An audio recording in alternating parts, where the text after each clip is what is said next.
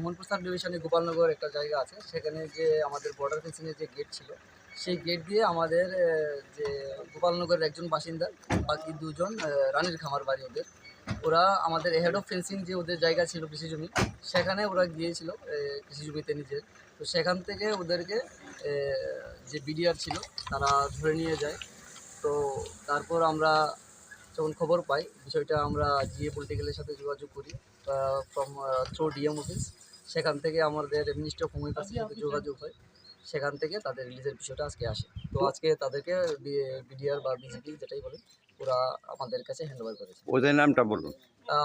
নামটা হলো একজনের অজিত বিশ্বাস এবং সমীর দাস, দুজনকে ওরা ছেড়েছে। আর একজন এখনও রয়েছে ওদের কাস্টডিতে, ওনার একটু ডকুমেন্টেশনের প্রবলেম আছে। ওনার নাম বিভিন্ন কাগজপত্রে একটু অন্যরকম। ওই বিষয়টা আমরা ভেরিফাই করে আবার পাঠিয়ে দেবো, তারপর ওনারটাও হয়ে যাবে। স্যার কোথায় কোন জায়গা দিয়ে তাদেরকে রিকভারি করলেন? মোহনপুর গোপালনগর।